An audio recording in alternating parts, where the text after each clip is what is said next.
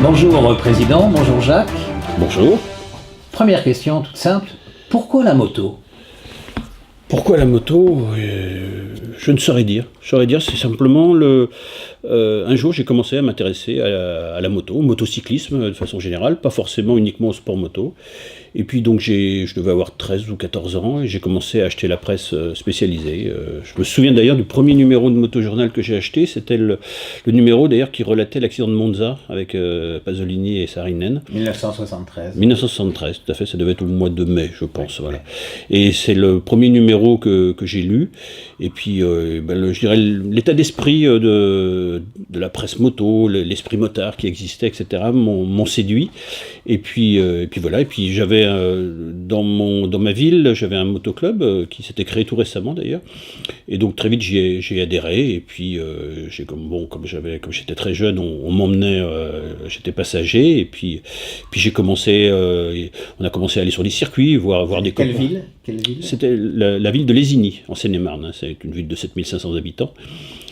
Puis on a commencé à aller sur des compétitions, aller voir il y a des garçons du motoclub qui ont commencé à courir, donc on allait les voir sur des circuits, etc. Et puis voilà, puis ensuite j'ai commencé à les accompagner, alors être aide mécanicien, et puis je me suis dit maintenant, dès que j'aurai la possibilité, dès que j'aurai l'âge requis, eh bien je débuterai la course moto. Oui, parce qu'à 16 ans, on ne pouvait conduire que des 125 jusqu'à 18 ans. Donc à un moment, tu t'y mets à la piste. Tu passes de la route à la piste. Dès que j'ai 16 ans, je m'achète une 125 Yamaha qui me sert aussi pour aller au lycée. Et puis je commence à m'engager sur des courses alors de Critérium 125, de Coupe des 4 saisons. Et je crois que j'ai dû participer à la toute première course de Promosport. Hein, on est en 75. Alors d'ailleurs je vais sur les circuits avec ma moto, hein, c'est-à-dire que, mais à l'époque c'était pas la norme, mais c'était pas exceptionnel. Hein, on était quand même un certain nombre à se rendre sur les circuits avec la moto. Et puis là-bas je démontais les phares. J'avais déjà préparé, il y avait déjà les plaques numéros, mais je démontais les phares, enfin tout ce qui était indispensable pour rouler sur la route. Et puis je passais la moto au contrôle technique et puis je faisais la course avec. Après la course je remontais tout si la moto n'était pas abîmée. Ça a toujours été le cas. Je crois que j'ai jamais eu de gros dégâts, et il fallait rentrer à Paris avec la moto de course. L'opportunité de la formule de promotion la plus accessible à l'époque, le Challenge Honda, 1976. C'est une création, c'est-à-dire qu'il existait jusqu'à maintenant, jusqu'en 71, il n'y avait pas de formule de promotion, ça n'existait pas. En 71, Kawasaki crée la Coupe Kawasaki, d'abord avec des Avengers, puis des 350 S2, puis les 400 S3. Mais c'était la seule coupe, hein. Alors, tout de suite, on en a beaucoup parlé parce qu'elle a sorti dès la deuxième année un garçon qui est devenu le meilleur français, hein, Patrick Ponce. Et donc Honda a voulu faire la même chose, mais avec une 125 pour que ce soit plus accessible, que ce soit moins cher déjà, et puis que ce soit accessible dès 16 ans. Et donc en 75, je fais quelques courses, je l'évoquais à l'instant, avec une 125 Yamaha qui n'était pas dans le coup. Hein, il y avait des BPS, des motos qui allaient beaucoup plus vite. Courir une formule de promotion monotype, c'était vraiment tout à fait ce que je recherchais. Et donc je m'inscris bien sûr au Challenge Honda. On est d'ailleurs beaucoup. Hein, je crois qu'on est au moins 150 à faire cette première saison. Je suis, je crois, le plus jeune, ou en tout cas l'un des tout plus jeunes à m'inscrire dans cette formule, et puis les formules que j'ai finalement remportées. Voilà, donc première année de course, de vraie course, où tu fais toute l'année sérieusement, tu as récompensé. Alors d'ailleurs, il y a une anecdote, c'est que donc j'ai 17 ans, j'ai pas le permis de conduire, c'est des copains du motoclub qui m'emmènent, donc il y a 2-3 courses. Permis de conduire voiture. D'ailleurs, à l'époque, le permis de conduire 125 ça s'appelait pas permis de conduire, ça s'appelait licence à l'époque. On avait la licence pour rouler en 125. Et donc, les garçons du motoclub qui m'emmenaient n'allaient pas sur la 4e course qui était Nogaro. Alors là, jusqu'à maintenant, j'avais les 2 premières courses, ça n'avait pas trop marché. Des chutes, des chutes, je crois, oui. La 3e course, je monte sur le podium, par contre, mais la 4e épreuve, qui était à Nogaro, ils n'ont pas prévu d'y aller. Bon, c'est trop loin pour eux, etc. Et à ce moment-là, je cherche dans le paddock, je cherche quelqu'un qui peut m'emmener. Bon, je trouve quelqu'un qui, d'ailleurs, après m'a accompagné pendant longtemps, c'est quelqu'un qui s'appelle Gérald Garnier, et il me dit, bah oui, si tu veux, on t'emmène, etc. Et alors on part dans un Fiat 238, on est je sais plus combien dans le véhicule, il y a 3 ou 4 motos, enfin bon, on était largement au-dessus de la charge tolérée, et puis on traverse la France, il n'y a pas d'autoroute à l'époque, c'est un voyage interminable, et on arrive donc à Nogaro, mais on arrive, ce qui est assez exceptionnel à l'époque, on arrive 2-3 jours avant. Il faut savoir que chez le lycée à ce moment-là, je me suis bien gardé de demander l'avis à mes parents, parce qu'ils évidemment ils auraient refusé. Donc, mais je fais le choix, et ça a contribué sans doute à la suite de ma carrière. Je fais le choix de faire l'impasse, j'étais pourtant un bon élève au lycée, mais de faire l'impasse sur cette semaine de classe pour aller faire la course de Nogaro. J'arrive là-bas donc 2-3 jours avant, ce qui est exceptionnel, je m'entraînais jamais avant, et c'était un petit peu la norme, on s'entraînait peu à l'époque. Et donc j'arrive 2-3 jours avant, je peux m'entraîner et je gagne cette course très facilement. Et donc ce qui me propulse à ce moment-là, j'intéresse Promo Course, qui est l'organisateur de la formule pour Honda France, parce que je suis jeune. Et j'ai le bon profil pour eux. Le garçon qui était en tête à ce moment-là est beaucoup plus âgé, c'est relatif bien sûr. J'avais 17 ans. J'avais 17 ans et le garçon qui est en tête doit avoir 24 ou 25 ans. Ce qui les intéressait, eux, c'était les 17 ans. Tout à fait. Et jeune talent. Et donc, à ce moment-là, on commence à s'intéresser à moi, je commence à avoir des partenaires, et puis Gérald Garnier lui connaissait tout le monde dans le paddock, notamment Patrick Ponce, notamment Christian Saron. Gérald Garnier, pilote, mais a été le premier team manager. C'est un des premiers team managers français, au fond. Oui, certains pourraient même dire coach, mais en effet, c'est le premier team manager français. Voilà, il s'était occupé de Christian Saron, juste avant moi. Et donc, Gérald, donc, en effet, me suit, m'encadre. Comme je le disais, il connaissait absolument tout le monde. Donc, d'un seul coup, moi qui étais jeune pilote débutant, d'un seul coup, je vois Patrick Ponce qui vient me voir et qui discute avec moi. J'en revenais pas. J'avais, dans mes rêves les plus fous, j'aurais pas imaginé que je puisse discuter avec Patrick Ponce comme ça, aussi facilement, aussi naturellement, quelques jours après. Enfin voilà, donc je remporte, in fine, cette formule qui m'a lancé. Le passage de la formule de promotion à la vraie course, entre guillemets, n'est pas toujours évident. Comment tu l'as mené ? C'était très difficile. C'était très difficile parce que on avait beaucoup parlé de moi. J'ai fait la une de Motojournal en remportant le Challenge Honda, la une de Motojournal. Bon. Donc on parlait vraiment beaucoup de moi, j'avais été un peu propulsé et sur le devant de la scène. Et l'année suivante, là par contre on rentrait, les choses sérieuses commençaient, 2,5 TZ, 3,5 TZ, avec des motos qui allaient 2 fois plus vite. Il faut savoir que le Challenge Honda ça roulait à 130 km/h. Les TZ ça dépassait largement les 220-230 km/h. Et donc c'était difficile au début, j'ai eu une année 77 dite très difficile. En plus je suis beaucoup tombé, je me suis fait mal. Et donc il a fallu attendre l'année suivante, 78, où là par contre ça a commencé à aller mieux, j'ai commencé à être dans le coup, et puis ensuite j'ai commencé à faire des courses internationales, à en gagner, puis à courir en Grand Prix, d'ailleurs je suis arrivé en Grand Prix avec une formation de course internationale. J'avais fait énormément de courses inter, aujourd'hui c'est plus du tout le schéma qu'un garçon qui arrivera en Grand Prix pratiquerait aujourd'hui, mais à l'époque on pouvait faire de nombreuses courses internationales, il y en avait beaucoup, il y en avait en France, mais surtout en Angleterre, en Autriche, en Allemagne. Et quand je suis arrivé en Grand Prix, en fait, j'avais déjà une belle formation, ce qui m'a permis de rentrer dans les 5 premiers en Grand Prix presque tout de suite. Mon 2e ou 3e Grand Prix, j'ai fait 5e du Grand Prix. En 125 ? Non, c'était en 250. En 250. Pas encore, tu vas repasser après en 125. Ouais. Alors, l'atmosphère des Grands Prix, tu as parlé de Fiat 238 tout à l'heure, camionnette mythique. Tu as parlé de l'atmosphère des courses à l'étranger, des courses inter. C'était pas des Grands Prix, on s'engageait, on allait courir. C'était une atmosphère complètement différente par rapport de celle qu'on a connue dès les années 80, 85. Oui. Avant, c'est étonnant. Tu as vu la fin du Continental Circus ? Oui, tout à fait. C'est toujours ça a basculé dans les années 80. Donc, ces courses inter, pourquoi déjà on faisait des courses inter ? Parce qu'il y avait des primes de départ. Il y a des primes de départ. Si vous aviez déjà performé dans le pays l'année précédente, etc., on vous offrait des primes tout à fait intéressante. Et donc moi j'ai gagné plusieurs courses en Autriche, j'ai gagné plusieurs courses en Angleterre, donc j'ai commencé à avoir une petite notoriété, sans du tout rouler en Grand Prix. Mais j'avais déjà une petite notoriété dans certains pays, et on m'offrait de belles primes de départ pour venir faire des courses. L'organisateur garantissait les frais quoi, de route. Plus que ça même. Plus que ça. Plus que ça, ouais. Alors par contre, il fallait pas être regardant sur la sécurité. Hein. C'était, je me souviens d'une course en Autriche où on passait au-dessus de l'autoroute, on faisait un tour dans un village, on revenait, on repassait au-dessus de l'autoroute, enfin c'était chaud quoi. Ces courses étaient organisées par des motoclubs locaux qui se contentaient de prendre les 3 virages ou 4 virages des routes du coin de leur ville. Absolument. Donc, pas de sécurité du tout.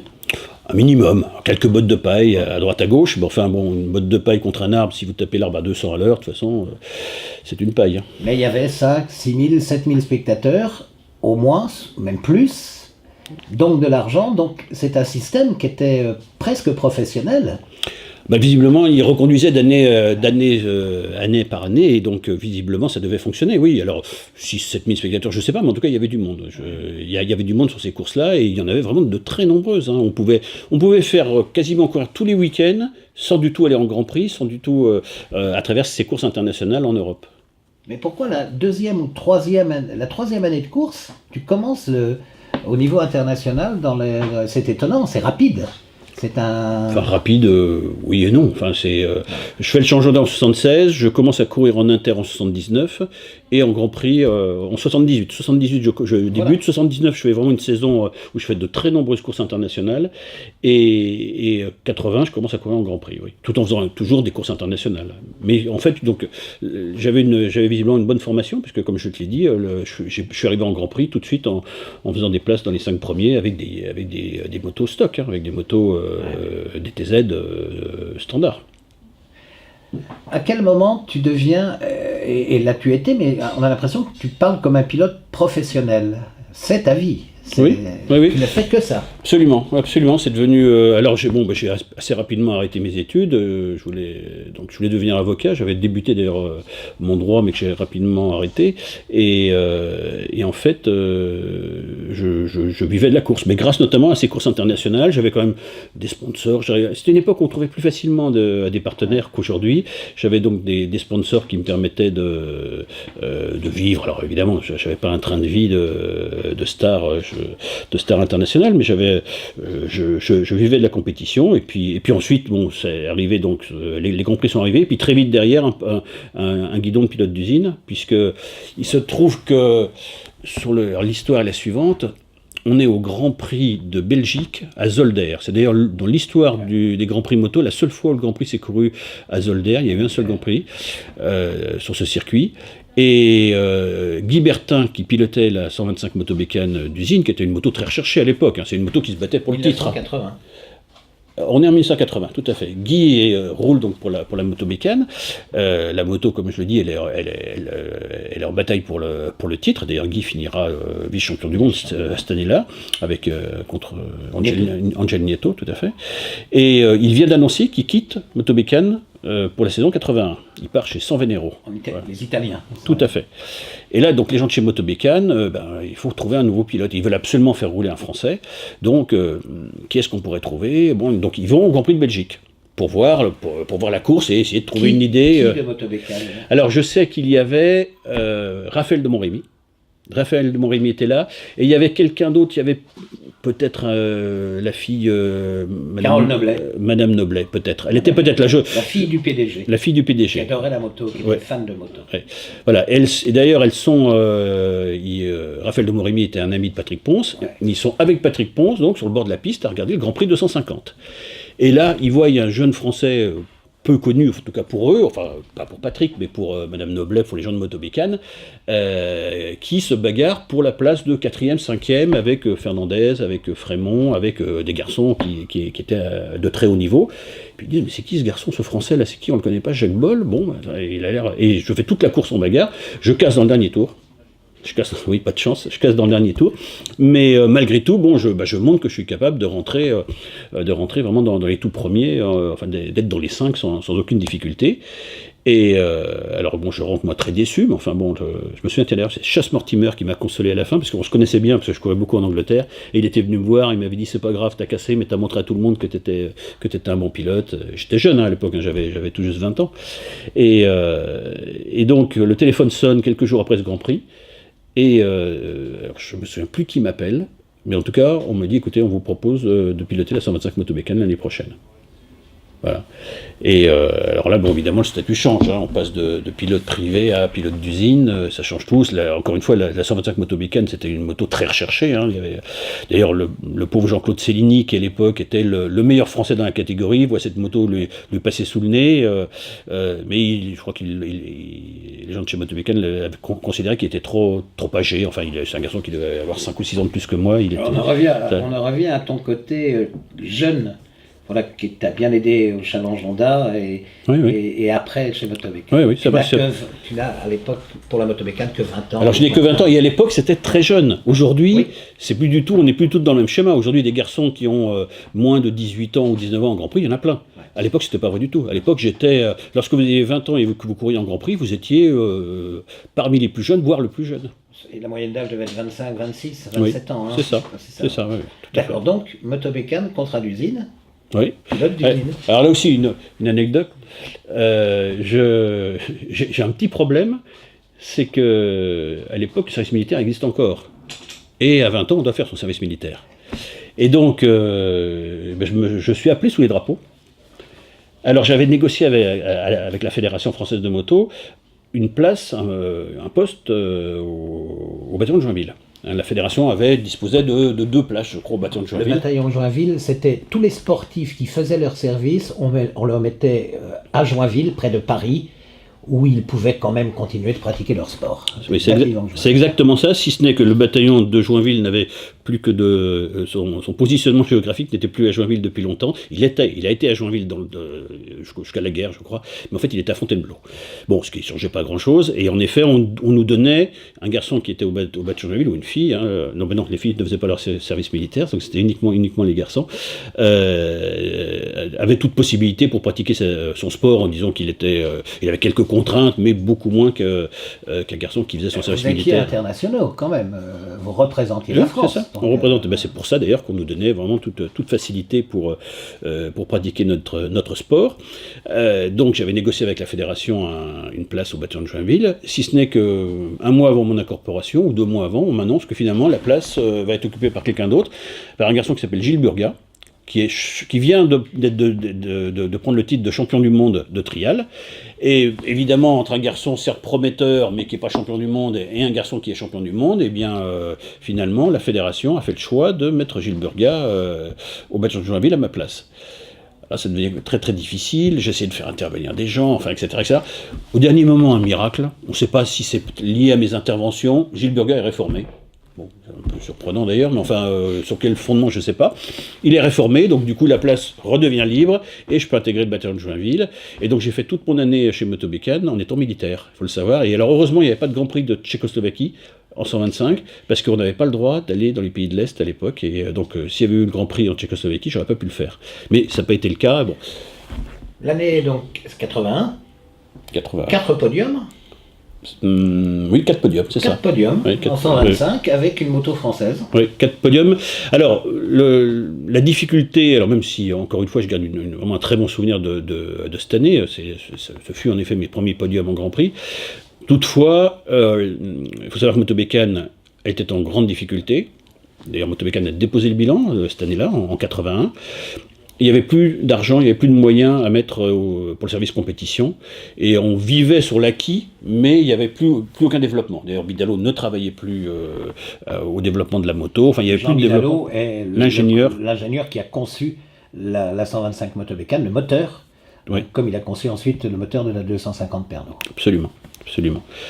Et donc, il n'y a plus de développement. Par contre, les Minarelli, je crois que c'était les Minarelli, oui, de Nieto et de Loris Reggiani, eux par contre continuent de progresser. Donc la motobécane qui était au même niveau que les meilleurs l'année précédente, c'est plus le cas l'année suivante. Il y a clairement un décalage par rapport aux Minarelli. Donc je ne peux pas jouer le titre. Alors j'arrive malgré tout à monter 4 fois sur le podium, 2 places de deuxième et 2 places de troisième.